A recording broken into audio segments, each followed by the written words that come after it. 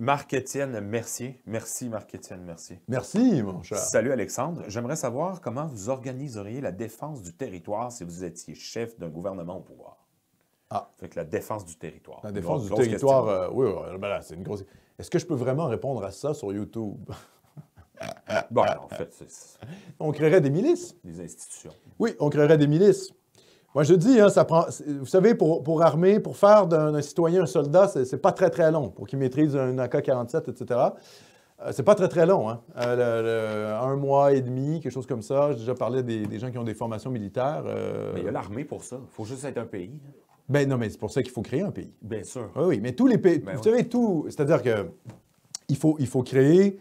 Mais moi, je crois à ça. Hein. Je crois qu'on pourrait, si on avait vraiment un gouvernement nationaliste au Québec, on utilise... Alors, il faudrait voir exactement comment faire, mais on peut utiliser finalement des dispositifs peut-être de la SQ, faire une branche paramilitaire de la SQ pour mettre en place une force qui, éventuellement, deviendrait l'armée québécoise. Comprenez?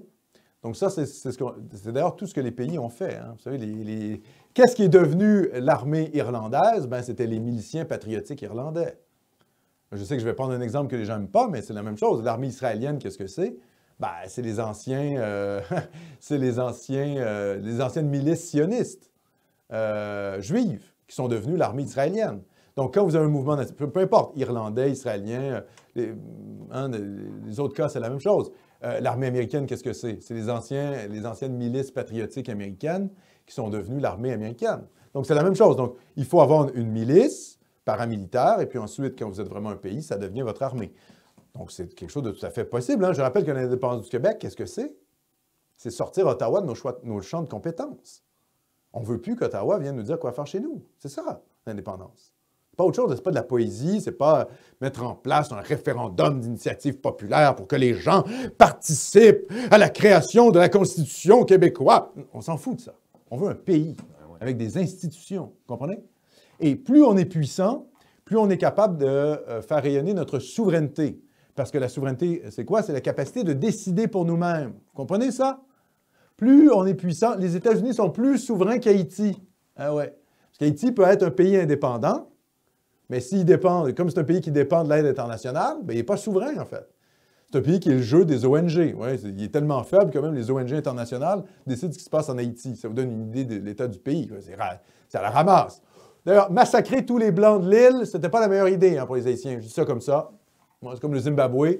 Ils ont tué tous les fermiers blancs, ils ont chassé, puis après, 20 ans plus tard, ils se disent « Ah oui, mais en fait, est-ce que vous pourriez revenir? Parce que l'économie est un peu à la ramasse. » Mais oui, c'est sûr. Hein. Quand vous tuez votre élite, en général, ça finit mal. Bon. Enfin bref, Haïti, pays à la ramasse. Pays faible, indépendant mais faible, donc qui n'est pas souverain. Un pays fort, c'est un pays qui est capable d'appliquer sa souveraineté. Donc, qu'est-ce qu'on veut? On veut un Québec le plus puissant possible et qui ne dépende pas d'Ottawa. OK? Sortons du gauchisme. Sortons des illusions démocratico-naïves. Devenons réellement nationalistes. La droite nationale. La droite, c'est les hommes du réel. On est ancré dans le réel. La gauche, c'est le monde des idées. Voilà. Alors, pour répondre à la question.